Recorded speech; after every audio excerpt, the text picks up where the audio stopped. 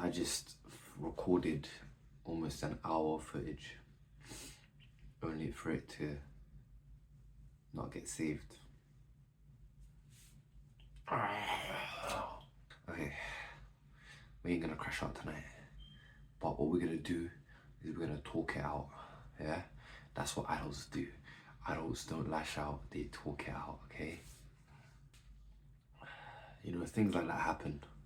Losing stuff, losing things, loss, yeah? It's gonna happen in life. But it's so hard to accept it though. It's so hard to accept it, isn't it? Me and you, we both been through so much nonsense, right? So much. Maybe with a new set of problems. But we've grown. We've grown. That's what's important. See, losing is the art. The art of losing. It's always important to understand. Like, there's a beauty behind it. It's not just disgusting and cruel and horrible to lose. It's also quite beautiful. The most beautiful things come out of loss. Agree with me or not, the most beautiful things come to fruition after a defeat, after a loss. And I've said this before about my plants. I use my plants as an analogy a lot, but losing a few leaves isn't the end of the world. You're gonna come back. You are gonna come back. You're gonna come back a winner. I guarantee it. That's the Osman guarantee. If you lose today, you'll win tomorrow. If you lose tomorrow, if you lose the day after, if you lose the year after that, you're gonna win. But at the same time, life is about losing, you know? Because yes, humanity does lose. In the end, we do lose our lives. This world is not for us. We leave this world.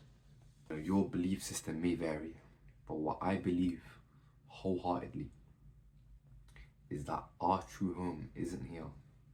True fulfillment isn't on this earth. I believe we have to lose in this earth to win in the hereafter. Something that actually comes to mind when I think of losing. Something that I think of when I think of losing is a character from an anime called Ragnarok, The Record of Ragnarok. And it was a character called Sasaki Kojiro, I think. And he was a master swordsman. I'm pretty sure he was also a real character. Now, his character was very interesting in the anime. He was called the history's greatest loser. So he lost every one of his swordsman battles, but he lived a long life. And I'll tell you why.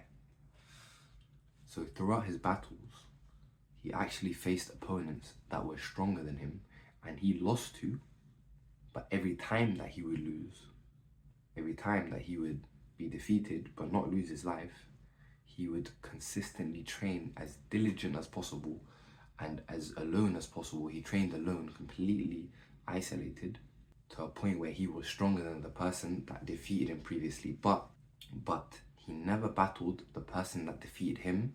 He battled the person that was stronger than the person that defeated him. And thus, he continued this cycle till he reached Master Swordsman level.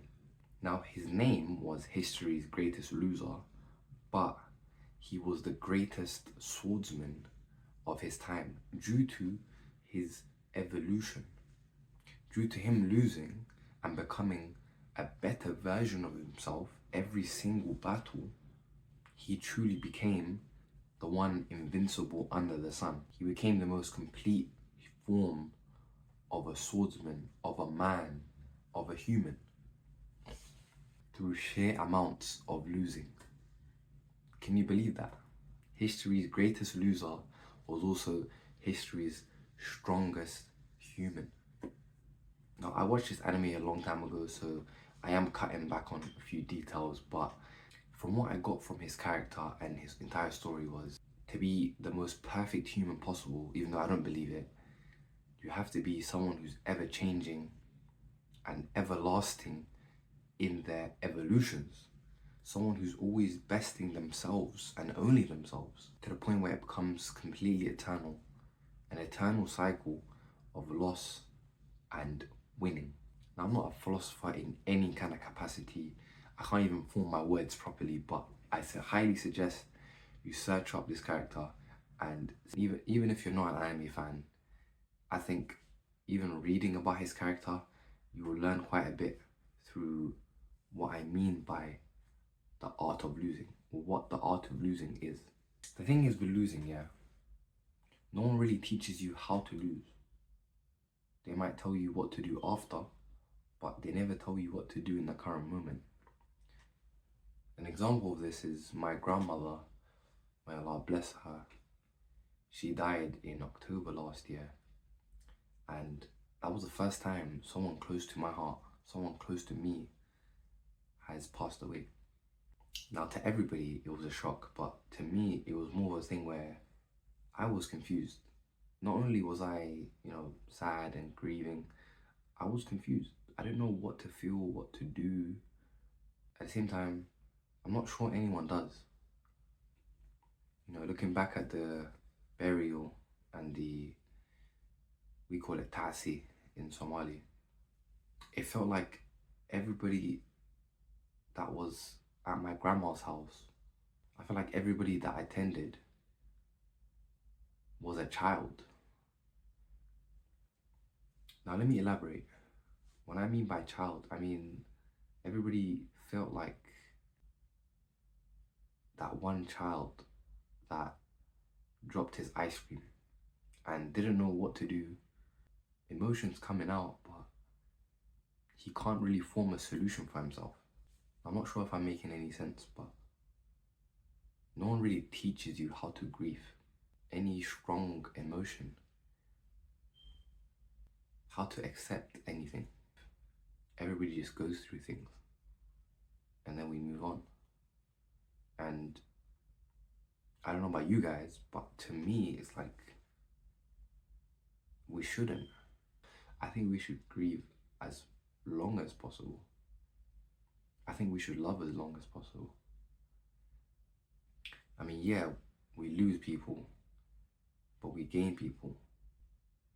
Because at the end of the day, grief is basically love with nowhere to go, or no one to direct it to. But when we feel these feelings, I think we should cling on to it as long as possible. Because, as we know, it's only for so long that we're grieving this person. I just miss my grandma. I just miss her, man. I haven't been to her gravesite since the day she was buried. Something is stopping me. I don't know what it is. I think at the core of it all, every human being is just a kid at the end of the day. It's just a kid who grew up. It's a kid who just has a little bit more experience on his CV. Look really closely in the moments that really matter, in those critical and the most heartfelt moments. Everyone's that kid that just wants their mother. Everyone's a kid that just wants familiarity. Loss is so interesting. It's so interesting because I could talk about it for hours. It's such a topic. Like, it's such a profound and expansive topic. Loss. Losing, loss. Like the other day, I was speaking about it with my friend, and he brought up an interesting topic about how the Prophet, peace be upon him, Prophet Muhammad, had a year of depression where he lost his uncle and he lost his wife all in the same year. As well as he never had a revelation from Allah subhanahu wa ta'ala for 6 whole months. He was going through a lot at that time, a lot of pressure. He was worrying that Allah subhanahu wa ta'ala forgot about him, that he had hated him for something. And after 6 long months of the Prophet, peace be upon him, struggling, Allah subhanahu wa ta'ala bestowed upon him Surah Al-Duha, by the morning sun and by the night that has darkness, Allah has not forsaken you, nor does he hate you. even in the most beloved, the most perfect human being's heart. But the only being in existence that could come and aid him is Allah subhanahu wa ta'ala. And that's why loss has to be accepted, for you to finally go back to the one who created you, the one who can teach you how to grieve, the one who can teach you how to love. It all starts with your creator. He's the epitome of love. But what I believe is loss is important, it's imperative for you to become a better person, for you to become someone who's transcended his previous defeats, someone who has reached a new plateau in his own life. So my advice for you is start losing. Start accepting that you are a loser. You are a loser.